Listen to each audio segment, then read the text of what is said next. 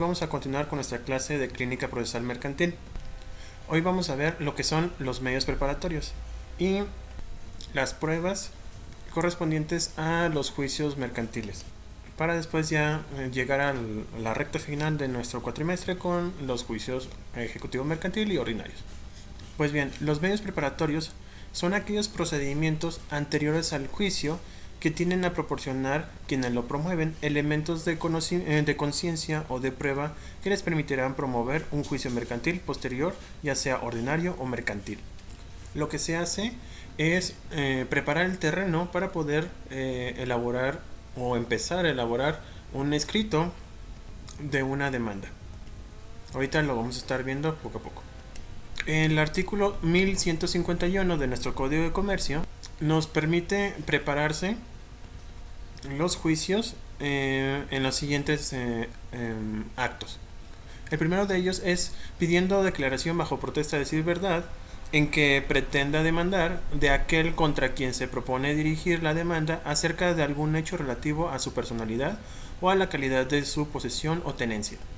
Lo que va a tratarse de desvirtuar con ese tipo de preparación es de que la otra persona sí tenga la calidad de comerciante, sí tenga la posesión de alguna mercancía o bien la tenga. Recordemos que posesión y tenencia son cosas distintas. Acuérdense que muchas veces yo poseo algo pero no tengo la tenencia. Como ejemplo muy simple es la renta. Hay gente que tiene dentro de su posesión se encuentra la casa, pero quien la tiene es a quien se lo están rentando. Entonces se le pide al juez que a su vez le diga a esta otra persona que bajo protesta de decir verdad, que cumple con este tipo de actividades. Por otra parte, también se puede pedir que se exhiba la cosa mueble que en su caso haya de ser objeto de acción real que se trate de entablar. Por ejemplo, hay algunas veces que se pide como en prenda algún bien para poderlo usar en algún tipo de garantía respecto a un préstamo. Algunas veces los acreedores no tienen tanta confianza en el deudor y piden que se exhiba ese inmueble porque a lo mejor ya lo vendió o hizo algo con ese tipo de con esa garantía. Y muchas veces el deudor se queda con el bien mueble porque a lo mejor el acreedor no tiene espacio para tenerlo dentro de sus posesiones. También existe cuando se pide el comprador al vendedor o el vendedor al comprador, en su caso de evicción, la exhibición de títulos u otros documentos que se refieren a la cosa vendida. Muchas veces, sobre todo en vehículos, pues venden el carro y les dicen al acreedor, oigan, te paso el carro, pero después te paso la factura porque no la tengo en este momento, o algo por el estilo. Y muchas veces se va haciendo más el plazo y nunca te entregan la factura. Entonces, con este tipo de situaciones se obliga al acreedor, bueno, en este caso el que vendió, a comprobar la propiedad inicial antes de realizarse la compraventa. También otro de los medios preparatorios es pedirle a un socio o comunero la presentación de los documentos y cuentas de las sociedades y comunidad al consocio o codueño que las tenga en su poder. Este tipo de actividades se hacen para poder tener certeza de que las acciones que se cuentan son válidas. Muchas veces hay gente que compra acciones y esas acciones a veces no son reales. Luego entonces se pide la exhibición de las mismas y si no se encuentran, pues se puede cancelar algún tipo de contrato o puede haber una demanda. También se hace el examen de testigos cuando estos sean de edad avanzada o se hallen en peligro inminente de perder la vida o próximos a ausentarse a un lugar en el cual sea difícil las comunicaciones y no sea posible intentar la acción o depender su ejercicio en un plazo o de una condición que no se haya cumplido todavía. Esto es muy sencillo. A veces, antes de que, si había un solo testigo, por así decirlo, en una compraventa, y esta persona, pues tenemos la posibilidad de que por su edad avanzada ya no pueda acudir a una audiencia, pues se le puede pedir por escrito su testimonio y después se va a utilizar en el juicio en dado caso. ¿Ok? La otra sería pidiendo el examen de testigos para probar alguna excepción, siempre que la prueba sea indispensable y los testigos se hallen en alguno de los casos señalados en la fracción anterior. Esto es a favor de quien supuestamente está con la deuda. El primero era para acreedores y en la segunda para deudores. También se puede pedir el examen de testigos u otras declaraciones que se requieran en un procedimiento extranjero. También se puede pedir, quizás a lo mejor el testigo estuvo, se encuentra en Estados Unidos y no puede llegar acá, entonces se hace una petición entre jueces para que se haga llegar su testimonio. También se puede pedir un juicio pericial o de la inspección judicial cuando el estado de los bienes, salud de las personas, variaciones de las condiciones, estado del tiempo o situaciones parecidas hagan temer al solicitante la pérdida de un derecho o una necesidad para preservarla.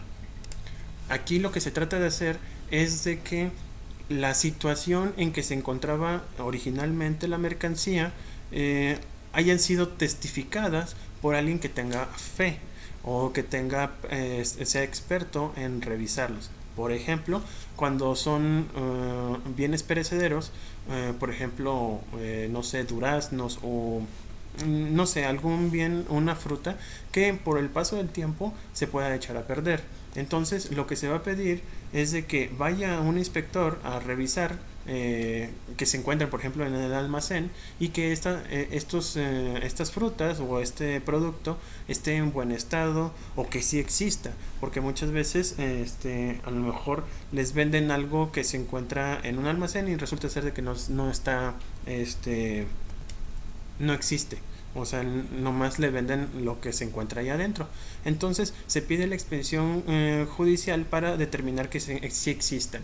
O bien pueden ser animales, a lo mejor vendieron 5 y realmente cuando van a ese lugar nomás se encuentran con uno. Entonces hacen este tipo de solicitudes para que cuando ya sea el juicio pues tengan ya el testimonio o la veracidad de que existió o no existió la mercancía. ¿Y cómo se va a dar esto? Todo lo anterior se tiene que pedir la diligencia preparatoria expresando primero el motivo por el que se solicita y el litigio que se trata de seguir o que se teme. En este caso, supongamos que es una compraventa entre dos personas.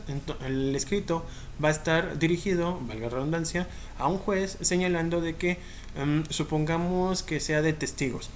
Aquí se va a solicitar de que cite a esta persona o que se le entregue un cuestionario para que responda.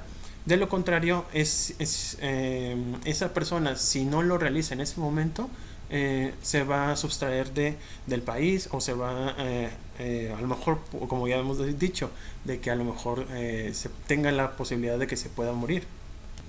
En este caso se solicita y el juez puede disponer lo que crea conveniente y para cerciorarse de la personalidad del que lo solicita la diligencia preparatoria, ya de la urgencia de examinar a los testigos. En un ejemplo, aquí tiene, por así decirlo, manga ancha el juez para determinar incluso no solamente lo que le está pidiendo esta persona. Muchas veces cuando ven, obviamente tiene que ser en pro de que quede constancia de que existe la acción en beneficio de la justicia.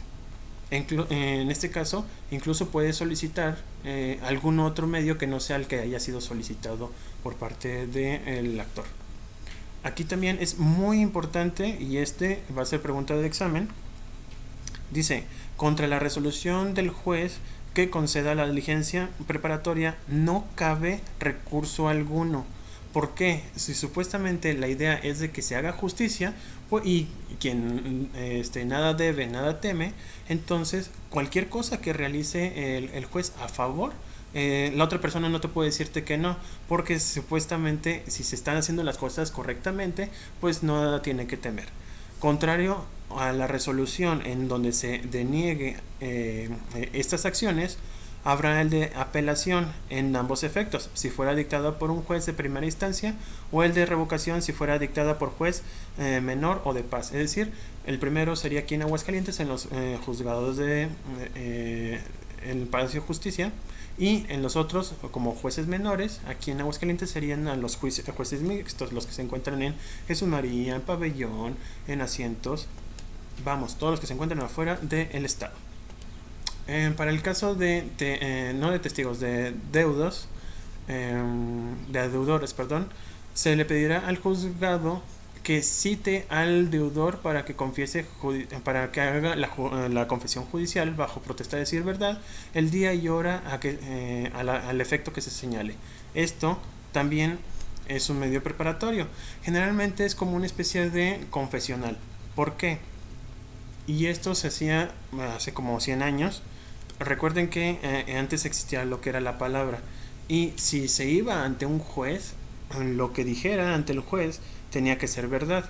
¿Por qué? Por lo honorable que podía ser. En este caso todavía existe este artículo en donde se permite la confesión. Y en dado caso de que no existiera un contrato escrito y solamente hubiera un contrato verbal, pues generalmente lo que se hacía es pedir ante un juez para que éste a su vez le preguntara al supuesto deudor si debía una cantidad de dinero. Si decía que sí, pues obviamente se quedaba por escrito y ese sería como un ejecutivo, porque ya estaba confeso de que efectivamente debía. Al respecto, el deudor habrá de estar en el lugar del juicio cuando se haga la citación, y la citación deberá ser personal. Obviamente tiene que ser ante la persona que es la que debe. En la notificación al deudor deberá expresarse el nombre y domicilio del promovente, el objeto de la diligencia, la cantidad que se reclama y el origen del adeudo. Se correrá traslado al deudor con copia de la solicitud, misma que se deberá cotejar y sellar. Eso lo hacen ahí mismo en los juzgados. Si el deudor no compareciera a la cita que se señala para la confesión judicial a su cargo, a pesar de reunir los requisitos anteriores, más el apercibimiento de ser declarado confeso si dejase de comparecer sin justa causa, se tendrá por confeso, siempre y cuando se haya dado el pliego de posiciones en el juzgado y que éstas hayan sido calificadas como legales. Generalmente se dan porque antes de que realicen esta citación ya la tiene el juez en sus manos. Luego entonces generalmente hay que ir, lo único que se podría hacer es negar todo. Si no existe algún papel, estoy dando como tip en caso contrario, es si no tienen ningún documento y por eso te están citando o lo están citando a la persona, lo único que tiene que hacer es negarse. Y con eso es más que suficiente. Al final de cuentas, la otra persona es la que tiene que probar. Y como ya decíamos, el reconocimiento de documento privado como medio preparatorio al juicio ejecutivo mercantil se debe de estar bajo las siguientes características. El deudor privado que se pretende se reconozca ante el juez deberá contener deuda líquida y de ser de plazo cumplido, como, bueno, diríamos como un pagaré, pero sería cualquier tipo de contrato.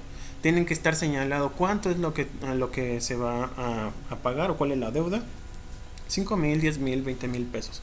Y tiene que establecerse que ya se cumplió la fecha en que se tenía que pagar. Estamos hoy a 25 de julio, pues debió haberse pagado, supongámosle, el 24 de junio. Si se fijan, ya está pagado, digo, ya está pasado el tiempo en que se debió haber pagado y yo debo determinar ahí cuál es la deuda. No puedo decir en porcentajes o en especie, no, tiene que ser de forma líquida. El documento se tiene que exhibir ante el juez, o sea, porque él es el que va a hacer las determinaciones pertinentes.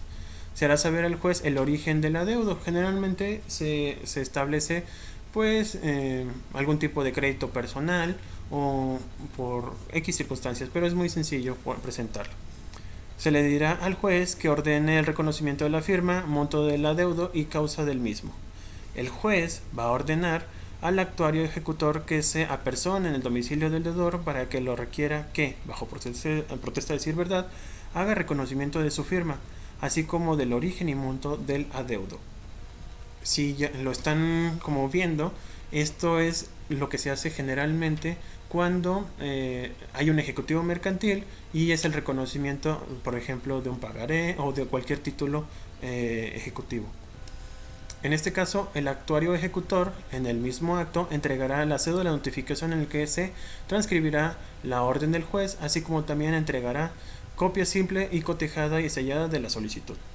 Si la diligencia no se entiende personalmente con el deudor, persona física, o con el mandatario para pleitos y cobranzas o acto de dominio, o con el representante legal tratándose de personas morales, el actuario o ejecutor se abstendrá de hacer requerimiento alguno. Se limitará a dejar citatorio para que ese deudor, mandatario o representante legal lo espere para que se realice la práctica de diligencia judicial en aquellas horas que señale el citatorio, la que se practicará después de 6 hasta 72 horas siguientes. Generalmente lo que se hace es de que se llega al lugar.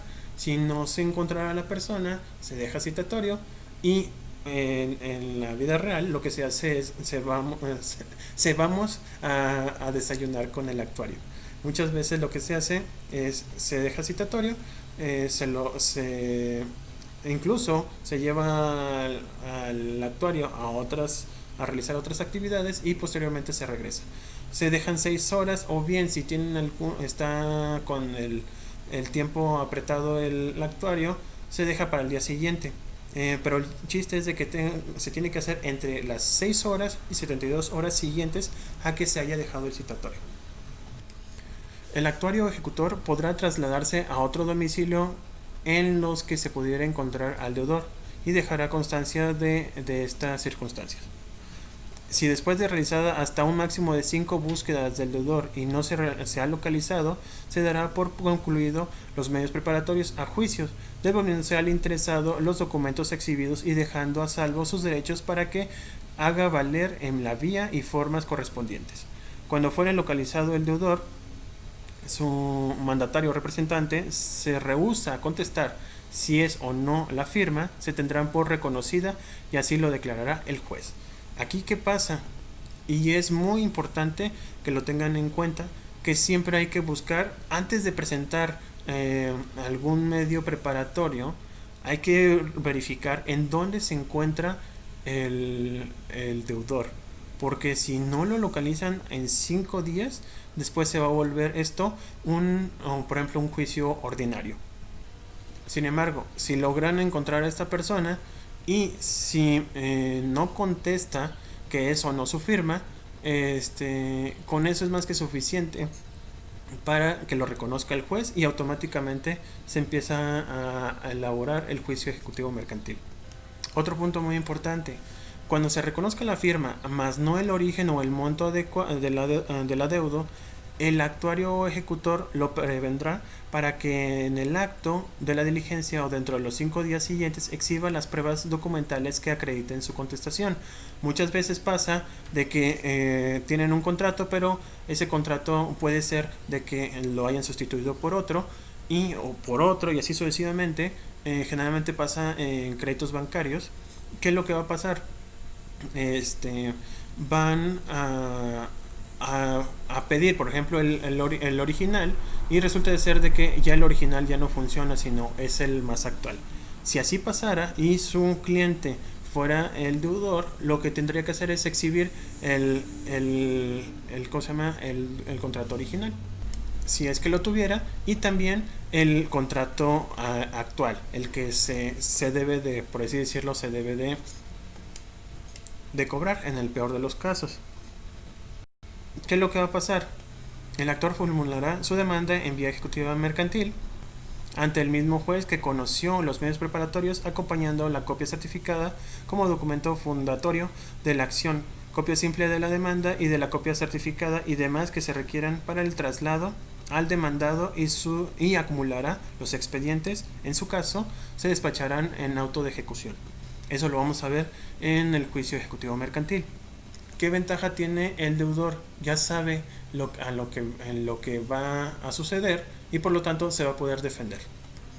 También dentro de los medios preparatorios está el caso de la exhibición de un protocolo u otro documento archivado en una oficina pública.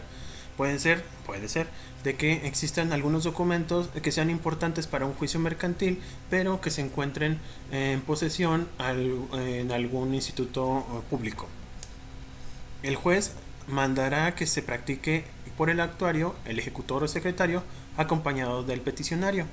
El responsable de la oficina expedirá copia certificada.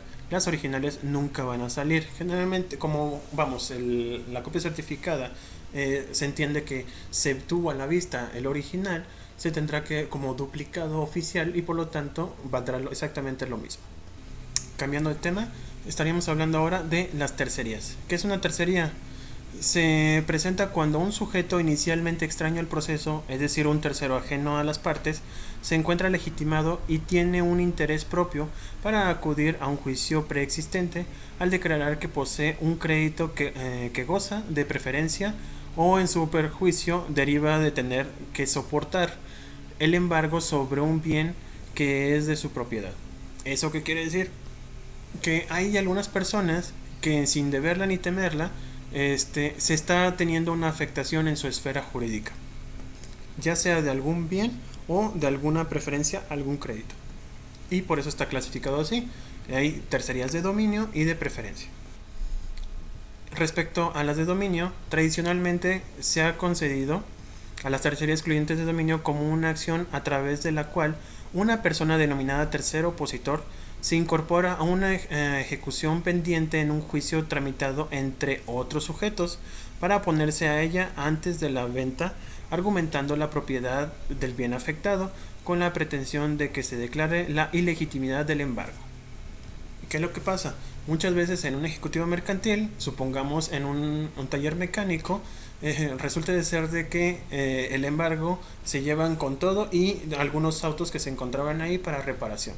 Cuando llega el verdadero dueño a pedir su auto, pues resulta ser de que no se encuentra, sino que se lo llevaron embargado. Entonces aquí es donde llega la tercería excluyente de dominio.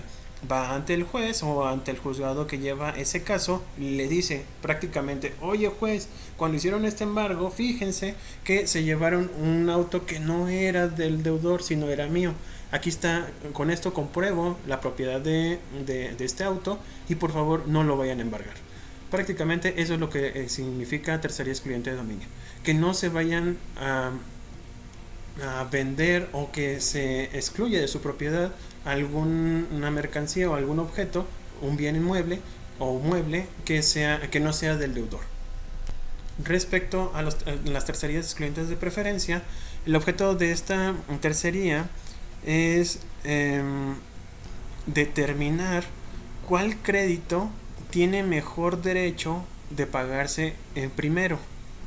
Esto quiere decir de que aquí no hay problema con el dominio, sino a quién hay que poner primero en la fila. Para ello existen ciertas reglas y generalmente van a ser los primero familiares, luego laborales y luego en tiempo, y al último, si por alguna razón todavía existiera dinero y pudiese pagarse al que realizó el juicio, entonces se le estaría pagando. Pero primero tiene que haber pagado a los primeritos de la fila antes de pagarle al que realizó el juicio. Y esto, la única forma de saberlo es a través de una tercería excluyente de preferencia. Es decir, cuando se enteran de que le embargaron, por así decirlo, un bien inmueble a una persona que saben perfectamente que les debe a ustedes acuden ante el juez y el juez va a determinar si es verdad o no que ustedes están primeros en la fila. Ahora pasemos a lo que son las pruebas. Como por definición, se entenderán como pruebas aquellos elementos de convicción consistentes en la necesidad jurídica de las partes para esclarecer la veracidad de los actos señalados en los escritos de demanda o su contestación a efecto de que sean favorecidos en sus pretensiones. En un juicio, ¿qué es lo que va a pasar? Ambas partes van a querer justificarle al juez o van a querer convencerlo con argumentos que lo que le está diciendo a la otra persona o la otra parte no es cierto. Y por consiguiente, uno está diciendo la verdad y uno está diciendo la mentira, o está diciendo verdades a medias. ¿Qué es lo que va a hacer el juez? Va a tratar de unir puntos de tal manera de comprobar ciertos hechos que si los vas concatenando, los vas a ir viendo o buscando lo que realmente pasó. ¿Qué es lo que va a pasar? Las partes van a tratar de convencerlo. Y como lo van a convencer, ¿cómo va a ser la única forma de convencerlo? Pues a través de documentos. Y esos documentos van a tener que estar concatenados con los hechos para decirle que efectivamente pasaron. Generalmente, muy generalmente, cuando se trata de un título ejecutivo mercantil, no necesitas más pruebas que el propio cheque. Lo vimos en el cuatrimestre pasado. Cheque, pagaré, cualquier título de crédito, porque viene emparejado tanto la ejecución como prueba autónoma de que efectivamente existe aquella deuda. Pero resulta ser de que hay algunos documentos que no pueden ser, o más bien algún tipo de acto jurídico que no puede ser, con el simple documento se puede corroborar la veracidad del acto a que se está reclamando en el juicio. Y para ello existen algunos documentos que van a robustecer tu dicho, y eso se llama pruebas. Dice en el artículo 1198 del Código de Comercio que las pruebas deben ofrecerse expresando claramente el hecho o hechos que se trata de demostrar con las mismas, así como las razones por las cuales el oferente considera que demostrará su afirmación. Y si al juicio del tribunal las pruebas ofrecidas no cumplen con las condiciones apuntadas, serán desechadas, observándose lo dispuesto en el numeral 1203 de ese ordenamiento. Y en ningún caso se admitirán pruebas contrarias a la moral o al derecho. Eso se me hace demasiado subjetivo por parte del juez, pero así está la ley. Bueno, dentro del código de comercio establecen varios tipos de pruebas. La primera de ellas es la confesional, que es un elemento de convicción que tiene por objeto la aceptación o reconocimiento de una de las partes respecto a la veracidad de un hecho que se le imputa a quien debe responder, y por lo mismo es susceptible a generar consecuencias jurídicas en su contra.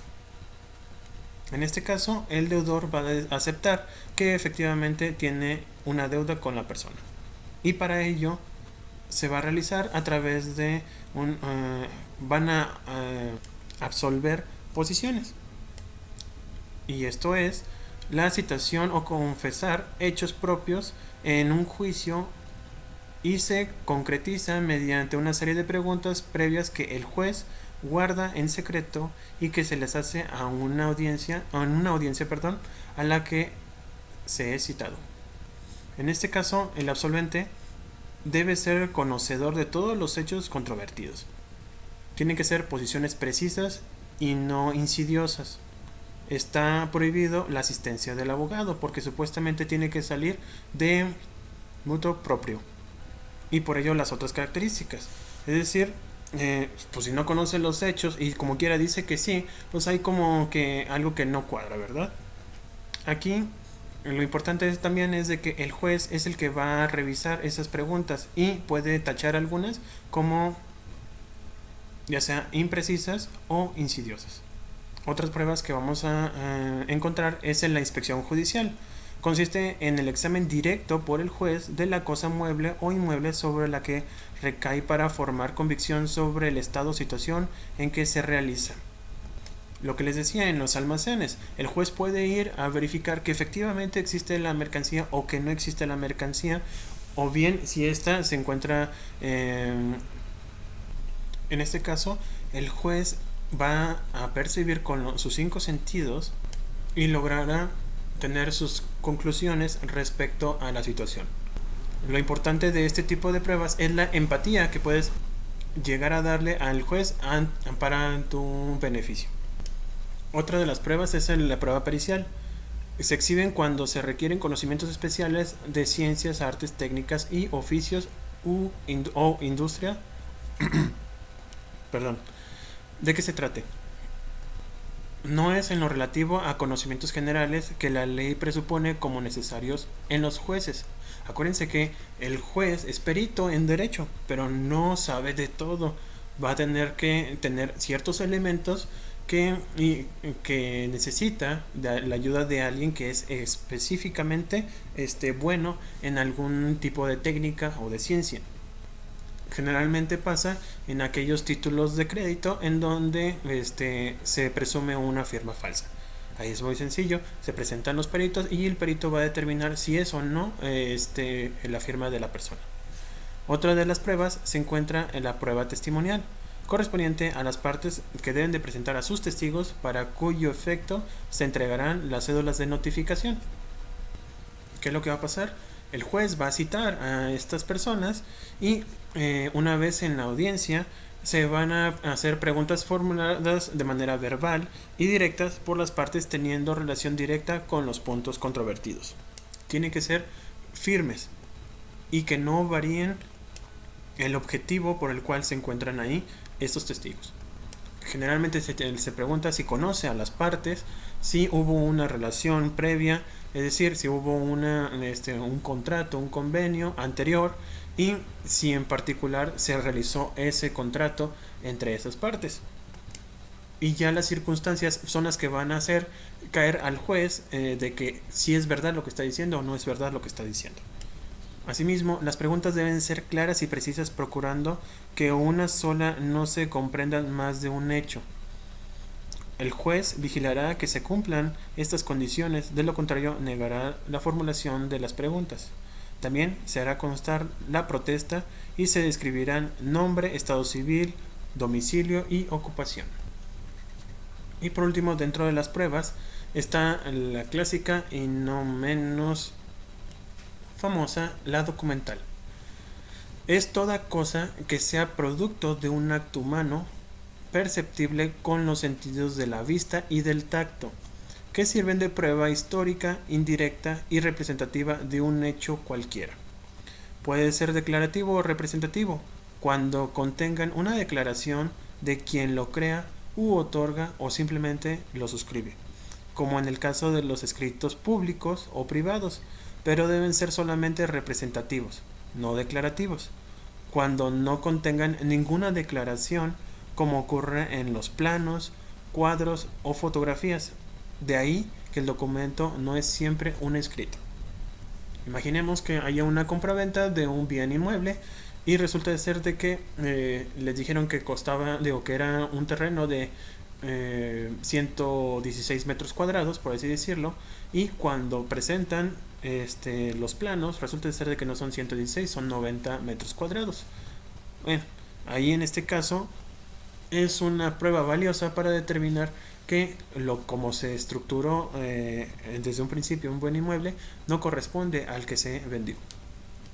Y por otro lado existen, como ya vimos, las declarativas, en donde hay una declaración, es decir, hay una expresión por parte de quien realiza ese documento en el cual sitúa algunos hechos que son importantes o relevantes para el juicio. Asimismo, estas pruebas se dividen en documentos privados y documentos públicos. Las pruebas documentales privadas solo constituyen una testimonial irregular que se perfecciona con la declaración del que autoriza el documento mediante la ratificación correspondiente, de tal suerte que, si quien firma en el momento de la diligencia reconoce esa firma, pero no el contenido del documento, y manifiesta que lo firmó por encontrarse en estado de ebriedad, por ejemplo, de ello resulta la invalidez de la prueba, por lo que se encuentra dentro de los extremos de una afirmación y una negación, lo que no puede conceptualizarse como una expresión verbal o certera. Aquí generalmente los documentos se perfeccionan con el reconocimiento de la otra persona, que es la que realizó ese documento. Cuando estamos hablando del embargo, pues lo primero que se pide es reconocimiento de la firma. Uno puede decir que sí es la firma, pero existen ciertas excepciones que se pueden presentar para evitar el cumplimiento o la cumplimentación por parte del actuario del embargo. Y ya por último, para esta clase vamos a hacer una breve introducción a lo que son los juicios mercantiles, y para ello hay que delimitar ese tema. Es necesario comentar que la clasificación de los juicios mercantiles y al respecto de nuestra ley reconoce solamente dos tipos de juicios mercantiles con sus variantes. Ahorita los explico. Está el juicio ordinario mercantil, el juicio ejecutivo mercantil, y actualmente tenemos una tercera vía que es más rápida, que es los juicios orales mercantiles. Sin embargo, estoy hablando de variantes porque estos se incluyen dentro de los juicios ordinarios mercantiles y los juicios ejecutivos mercantiles. ¿Qué beneficio tienen este tipo de juicios orales? Son muchísimo más rápidos, incluso de los ejecutivos mercantiles ordinarios, cotidianos, para no confundirlo con el otro, y supone una mejor eficiencia en cuanto a la impartición de justicia. Y hasta aquí en nuestra clase del día de hoy. Nomás dos anuncios rapidísimos. Como que ya se los habré dicho en WhatsApp.